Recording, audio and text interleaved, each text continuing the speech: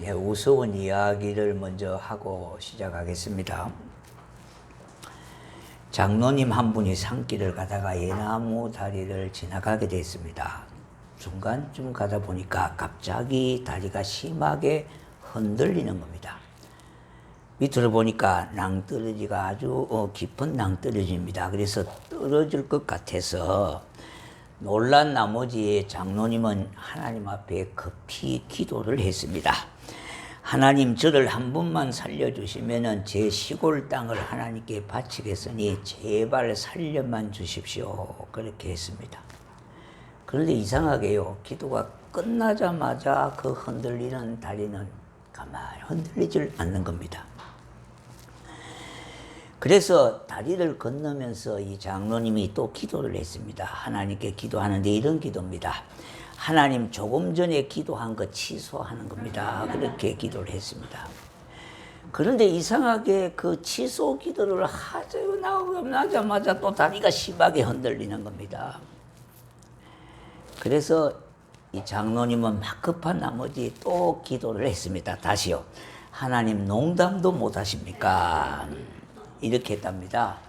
정말 우습고 좀 찝찝한 그런 이야기입니다만은 그저 우스운 이야기로만 치부할 수가 없는 사실입니다. 왜냐하니까 오늘 이 본문의 말씀을 통해서 볼 때 우리들의 삶이 또 그와 같다는 겁니다. 급할 때는 하나님을 톡 찾다가요, 조금 숨 좀 돌리면 하나님은 전혀 온데간데 없습니다. 그러니까 우리의 모습하고 같기 때문에 우습게만 생각할 수가 없다 이 말입니다. 오늘 이 본문은요, 우리 하나님의 속성에 대해서 말해주고 있습니다. 성경은 그리스도인들에게 오는 시험은 아주 중요한 의미를 가지고 있다고 말하고 있습니다. 세상의 모든 피조물은요, 시시때때로 변하고 모습을 달리하고 있습니다. 세상 사람들도 변화를 시도하기 위하여 겉모습에 신경을 많이 쓰고 있지 않습니까? 아마 오늘 교회에 오기 전에도요, 옷장을 열어서 뭘 입고 갈 거에 대해서 고민이 있었을 겁니다. 이맘때가 되면은 외출하려고 해도 입을 옷이 없어서 망설이는 경우가 있을 것입니다.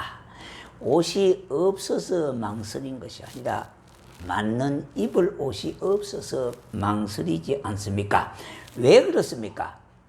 물론 정서적으로는 허기가 있어서 그렇다 그럽니다만은, 그러나 사람은 변모를 일삼고 있어서 그럽니다.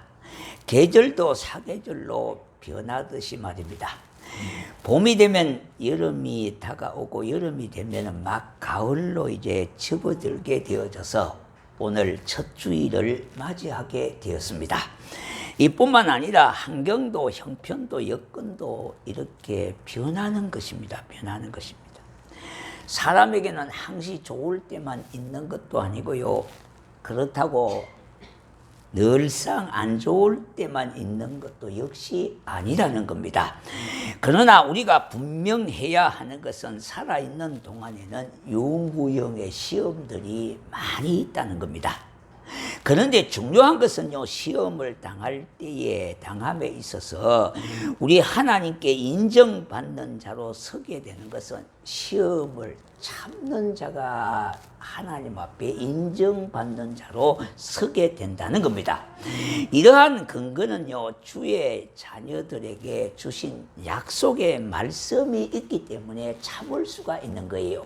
그러니까 무작정 참는 것이 아니라요, 때법으로 참는 것이 아니라 하나님의 약속의 말씀이 있기 때문에 그 말씀에 의하여 우리는 인내하고 참는 것이다 이 말입니다. 그래서 참는 자가 하나님 앞에 인정받는 자로 서게 된다, 그렇게 말하고 있습니다. 이를 설명하면서요, 오늘 이 야고보 기자는요, 지구가 자전과 공전을 할 때에 생기는 여러 가지 변화된 형태의 모습을 하늘의 별들과 하나님과 비교해서 하나님의 불변성을 강조하고 있습니다. 태양과 달이 이렇게 함께 어울려 돌아갈 때에 그 여러 가지 변화무쌍한 그런 모습들이 연출이 되어지지만은 하나님은 한 번도 변하심이 없다는 것을 말씀하고 있는 거예요. 오늘 하나님은 자기 백성들에게 각양 은사를 온전하게 선물로 주시되 변함없이 내려주시는 분이다 이 말입니다. 이렇게 세상 것들은 다 변한다고 해도 우리 하나님께서 주시는 은사와 선물은요 영원히 변하지 않습니다. 그뿐만 아니라 저와 여러분의 삶을 도와주셔서 풍성하게 하시는 아버지는 약속을 지키시는 분이시다 이 말입니다. 그런데 우리의 모습들은 어떠합니까? 너무나 쉽게 변하지 않습니까? 그럼 변함없으신 하나님의 존재와 속성은 어떤 것인지를 몇 가지로 좀 찾아보도록 하겠습니다. 첫 번째는요, 하나님은 본질에 변함이 없으시는 분이에요.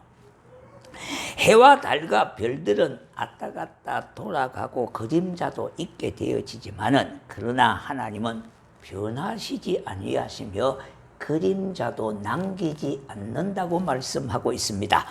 말라기 3장 6절에 보니까 나 여호와는 변하지 아니하나니 그랬어요. 변화는 피조물들의 특징이 되어지는 것이고 불변은 하나님의 신령한 속성이에요. 불변하신 하나님.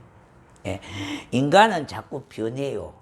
변하는 것은 또 문제가 안 되는데 변질되는 것이 문제가 되어지는 거예요.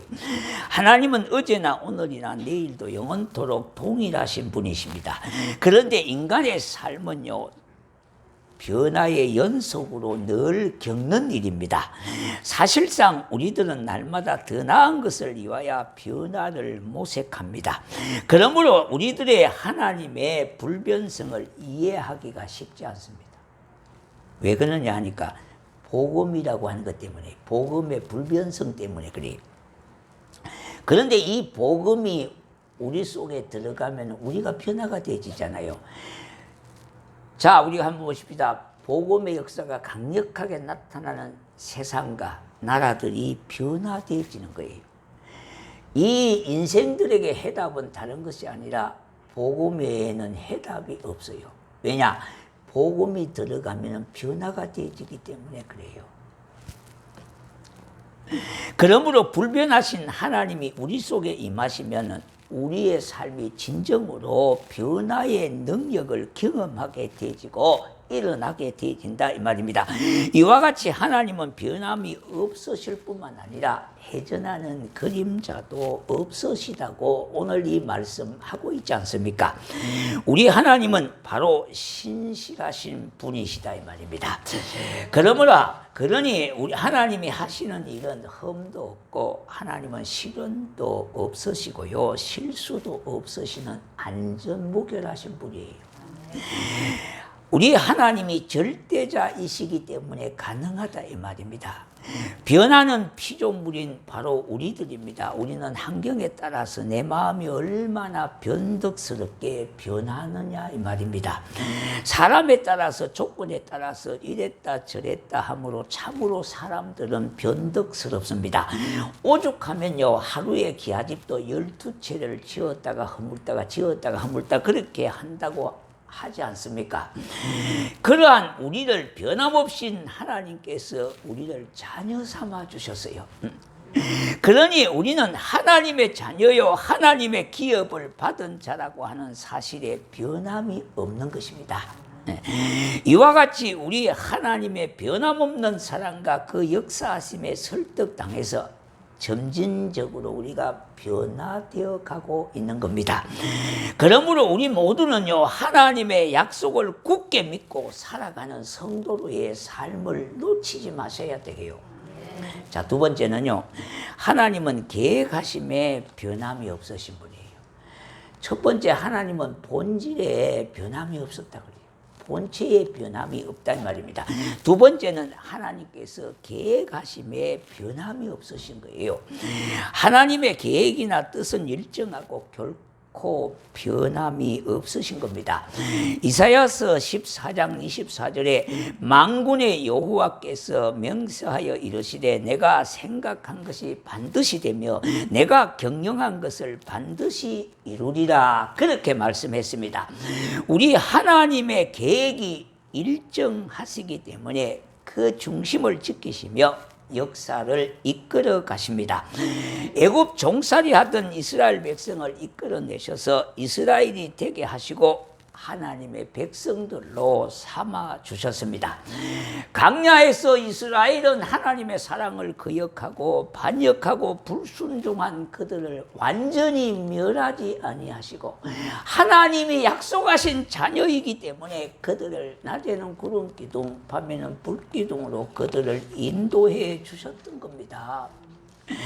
그들이 원망하고 불순종하였지만은 하나님은 이스라엘을 가나안 땅까지 인도해 주심이 하나님의 계획이고 의지였던 것입니다. 이스라엘이 불신앙을 가지고 광야에서 우상을 섬기고 악행을 행하였습니다.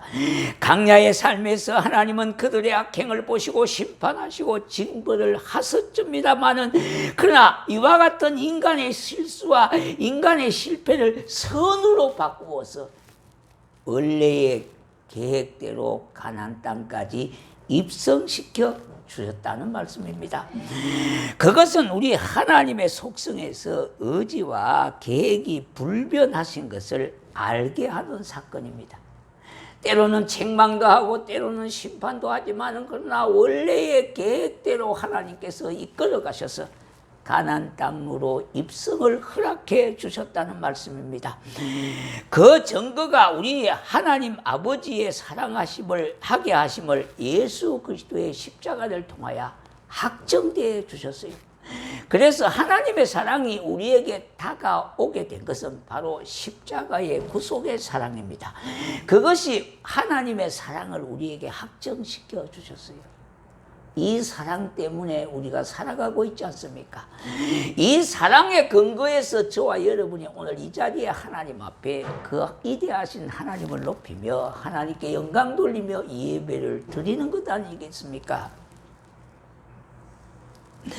하나님이 구원을 이루시기 위하여 영원전부터 작정하시고 계획하심 속에 때가 되매 우리에게 구원을 이루시기 위하여 하나님이 직접 사람의 몸을 입고 이 땅에 오신 것이 성자 하나님이신 예수 그리스도를 말씀하고 있는 것입니다. 그와 같은 구원을 이루시기 위하여 구원을 먼저 계획을 세우시고 그 영원한 구원 계획에 의하여 한치의 오차도 없이 그 일을 이루어 가셨던 것입니다. 이스라엘 백성들은 신실하지를 못했습니다. 자꾸만 범죄의 자리에 있었으며 거듭된 불순종의 길을 행했던 겁니다.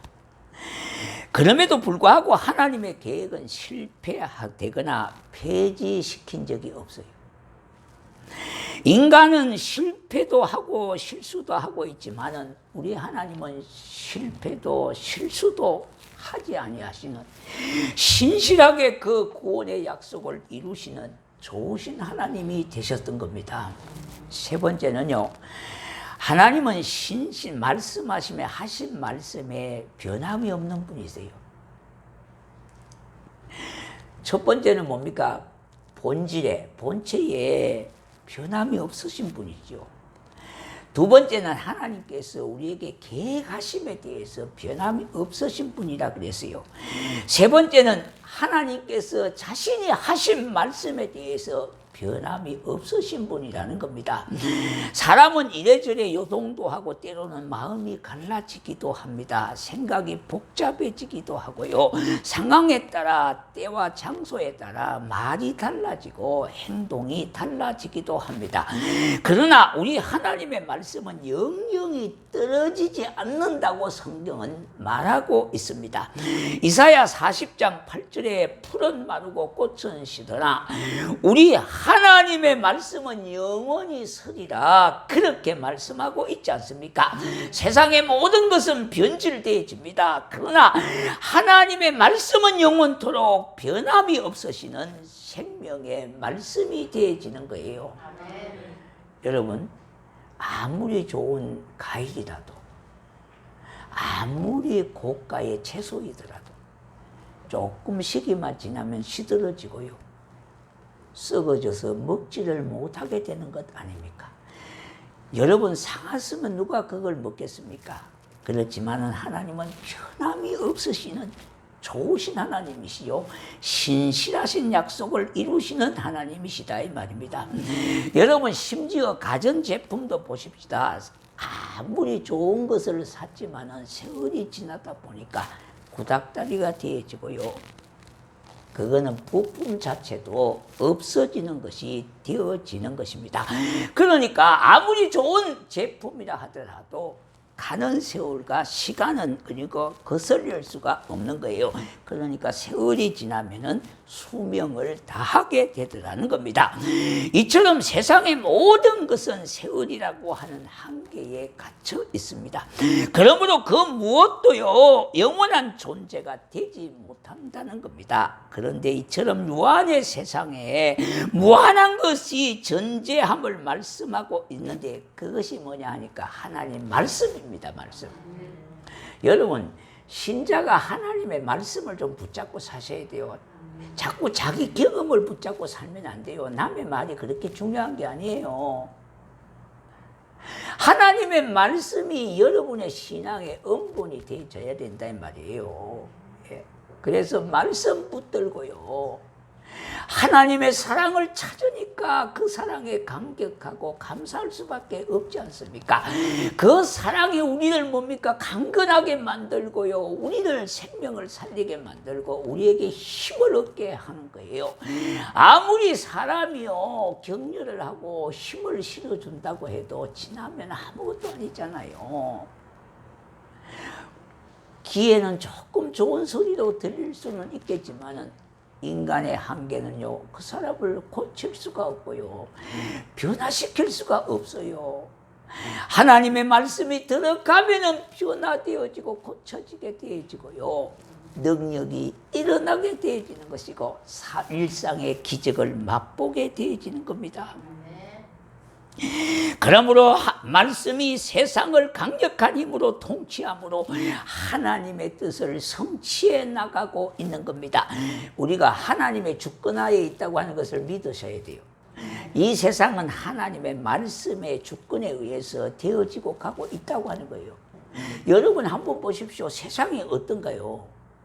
저 프랑스의 세네강 같은 데가 말라버리잖아요. 말라버리죠. 제가 96년도 갔을 때 물이 철철철철 넘쳐갖고 그 얼마나 유람선, 지금 유람선을 못 띄우면 배가 딱 말라고. 그러니까 어떤 도시는 어떤 나라는요, 도시가 전체가 물이 잠겨갖고 3분의 1 물바다가 되고 있어. 노아 홍수 때와 거의 방울할 만큼. 또 어떤 데는 비가 아무 안 와갖고요, 곡식이 다 말라 비틀어 다 죽고. 이거 인간의 힘으로 어떻게 막을 수가 있냐 이 말이에요. 막을 수가 있냐 이 말이에요. 예? 우리가 지금 현상을 보면은요, 정말로 주님의 재림이 임박했다고 하는 사실을 우리가 절감할 수가 있어요. 어떤 데는 물에 홍수가 나가지고 사람이 그렇게 떠내려가고요, 큰 집체가 허물없이 무너지잖아요. 예? 그런데요, 어떤 때는 비가 너무 와가지고 또요, 예? 이렇게 극과 극의 지구의 현상을 우리가 볼 수가 있지 않습니까? 이럴 때일수록 우리가 하나님의 말씀을 붙잡아야 돼요. 다른 거 붙잡으시면 안 돼요. 다 허방입니다. 허방이에요. 하나님의 말씀을 붙잡아야 그 말씀에 생명력이 있는 거예요. 그 말씀에 능력이 있는 거예요. 그래서 우리가 매일 좀 보내는 큐티 말씀을 좀 붙들고 기도하면서요, 그 말씀이 정말로 내게 양약이 되어지고 그야말로 힘이 되어지고 능력이 되어지도록 그렇게 묵상하는 것이 굉장히 중요하다는 겁니다. 그러므로 말씀이 세상을 강력하게 통치해 나간다고 하는 사실을 우리 성도는 더더욱 믿어야 된다 이 말입니다. 그러므로 하나님의 말씀을 믿지 못하고 그에게 자신을 맡길 수가 어찌 있겠습니까? 말씀을 제대로 못 믿는데 우리의 삶을 하나님께 어떻게 맡길 수가 있겠어요? 그러니까 말씀을 굳게 믿어야 우리의 삶을 하나님 앞에 맡길 수가 있는 거예요. 한마디로 이리저리 계산을 해서 이익이 되고 그렇다면 믿고 따르는 것이 아니라 하나님의 말씀이라면 무조건 믿어야 돼요. 무조건. 예. 따지지 말고 믿어야 된다 이 말입니다. 자꾸 현실을 생각하고 계산하니까 못 믿잖아요. 이게 뭐 이해가 되지질 않잖아요. 그러나 하나님의 말씀은 그저 믿어야 돼. 따지지도 말고요. 더군다나 신자는 하나님의 통치를 받고 살아가는 자들입니다. 예수 안에 평안이 있고 은혜가 있으면 능력이 있게 되는 거예요. 그래서 예수 안에 평안이 있어요. 평안이 있어요. 예수 안에 은혜가 있고 능력이 있다 이 말입니다. 마태복음 4장 4절에 예수님은 40일 금식기도 하신 후에 광야에서 시험을 받으실 때에 말씀하신 것은 사람이 떡으로만 살 것이 아니라 하나님의 입에서 나오는 말씀으로 살 것이라 그렇게 말씀했는데요. 분명한 것은 말씀은 현찰이 아니에요. 그래서 잘 안 믿어요. 현찰은 믿을 거는 현찰밖에 없다고 그래갖고 현찰을 굳게 믿고 붙잡고 하잖아요. 그런데 말씀은 현찰이 아니라 그래서 잘 안 믿어요. 말씀으로 떡을 살 수가 없어요. 오늘 우리가 박영희 권사님 가정에서 떡을 했는데 이 말씀으로는 떡을 살 수가 없어요. 아마 현찰을 드렸을 거예요. 줬을 거예요. 그렇게 현찰로 드려야 떡을 살 수가 있어요. 그렇지만은 중요한 것이 있습니다. 그런데 예수님은 말씀으로 사는 것을 말씀하고 있는데요. 다시 말하면은 떡이 나를 살리는 세계가 아니라 말씀이 나를 살리는 세계가 있다는 거예요. 그래서 성경에 보니까 예수 그리스도의 세계라. 떡으로만 사는 세계가 있다는 거예요. 있다는 거예요. 떡이 나를 살리는 생명을 살리는 세계가 있다는 거예요. 그걸 믿으라는 겁니다. 그걸 믿어야 된다 이 말이에요. 그것이 바로 예수 그리스도의 세계라고 하는 사실을 깊이 알아야 하겠습니다. 그럴 때에 나 같은 자를 붙들어서 생명의 길로 이끌어가고 축복하게 하신 것을 믿게 될 것입니다. 세상의 중심이 말씀이 되는 겁니다. 더욱 신자의 중심은 하나님의 말씀이 되셔야 돼요. 내 중심이 아니라 하나님 말씀이 나의 삶의 중심이 되셔야 돼요. 이 말씀이 저주받는 자들이 주님께로 돌아오게 하며 환난에서 건짐을 받게 하는 능력이 되어지는 거예요. 이 말씀이 들어가서 변화가 되어진다면 세상이 변하게 되어지고 나라가 변하게 되어지는 거예요. 그러므로 주의 말씀이 나를 인도하심을 믿고 살아가는 삶이 되기를 바랍니다. 마지막 네 번째는요, 하나님은 약속하심에 변함이 없어요. 약속하심에 변함이 없다 이 말입니다. 유대인들의 특권은요, 하나님의 말씀을 맡은 자들이 된 겁니다. 그러나 그들이 하나님의 말씀에 신실하지 못했음에도 불구하고 하나님은 그들에게 세운 언약에 대해서 신실하셨습니다. 이스라엘은 거듭되었지만은 하나님은 참되시기에 그가 하신 약속을 이행하시는 데 신실하셨던 거예요. 1967년도입니다. 얼람전에서 포로가 된 군의관 한 분이 있었습니다. 휴시너 소령이라고 하는 미군에 속한 군의관이었습니다. 그의 포로 해고담에 보면은 이런 말이 있습니다. 약속이 이행되지 않는 절망과 죽음하고의 관계를 분명히 보여주는 내용이 담겨 있는데 그가 수용소에 있는 기간 동안 27명의 미군 중에 10명이 죽는 것을 자기가 목격했다는 겁니다. 그런데 죽은 병사 중에 노버트라고 하는 하사관이 있었습니다. 그는 특공, 해병 특공대 출신이기 때문에 억세고 굉장히 의지적인 사람입니다. 물론 몸은 그렇게 비대하지 않고 그렇지만은 그러나 다른 포로들보다는 상당히 생기가 있고 윤기가 있는 그와 같은 병사였습니다. 그런데 그는 어떠한 중노동도 잘 감당하고 그렇게 했습니다. 왜 그럴까요? 자유, 나갈 수 있다는 희망을 갖고 있기 때문에 그는 역시 참 힘든 중노동도 잘 견디어냈습니다.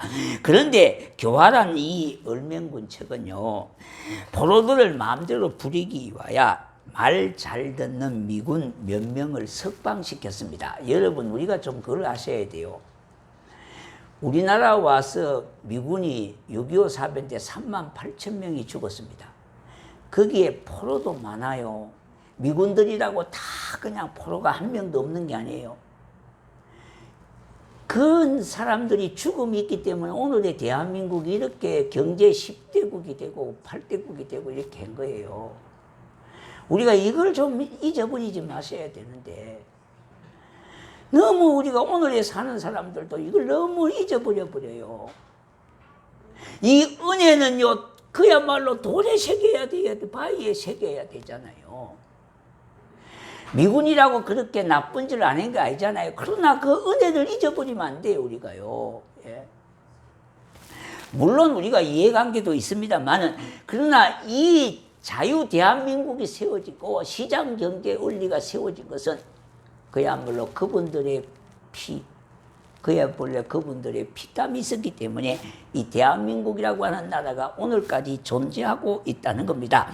그런데 이 노버트라고 하는 이 소령은, 이 하사관은 나도 얼마 있으면 나갈 것이다 그렇게 생각하고 6개월 동안 열심히 일을 했습니다. 말을 잘 들었습니다. 시키는 대로 했습니다. 그런데 6개월이 다 되었는데 내보내주지를 않습니다. 한 달 있으면 내보내줄 것이라고 생각하고 또 약속을 믿고 열심히 그렇게 했습니다. 그런데 한 달이 더 지났는데도 내보내주지를 않습니다. 얼맹군은요, 그때서부터 더 냉담했습니다. 그런데 결국은 심한 우울증이 찾아와 가지고 군의관의 품속에서 그가 세상을 떠나게 됐습니다. 노버트는 질병 때문에 죽은 것이 아니라 절망 때문에 죽었다고 군의관은 말하고 있어요. 그 해고담에서요. 세상은 사람과의 약속도 하루아침에 바꾸어 절망하게 하고 죽음으로 몰아가고 있는 일들이 비일비재하지 않습니까? 사랑하는 성도 여러분, 하나님은 한 번도 나를 실망시킨 적이 없으신 신실하신 나의 주 하나님이십니다. 초대교회, 서문학교회 감독인 폴리갑은요, 우리 하나님은 내가 사는 86년 동안 한 번도 나에게 약속을 변개시킨 분이 아니시라고 그렇게 고백하면서 지금 그야말로 불에 타는 순교의 하영을 당하는 그와 같은 순교의 자리도 마다하지 아니하고 그 길을 피하지 아니하고 순교로 받아들였다는 겁니다. 지금 현실에서 일어난 사건들 속에서도요, 사람과 사람과의 약속들이 휴지장과 같이 후지부지되는 것이 비일비재함을 보고 있지만은, 그러나 하나님은 변함이 없으신, 계획도 변함없으시고 약속하심도 변함이 없으시고 말씀하신 것도 변함이 없으시는 그 하나님을 굳게 붙잡고 남은 인생 우리가 승리하는 삶을 살아가야 되지 않겠습니까? 이 약속을 굳게 믿고 이와 같은 하나님을 의지하고 살아가는 성도가 되시기를 주의 이름으로 축원합니다. 예, 우리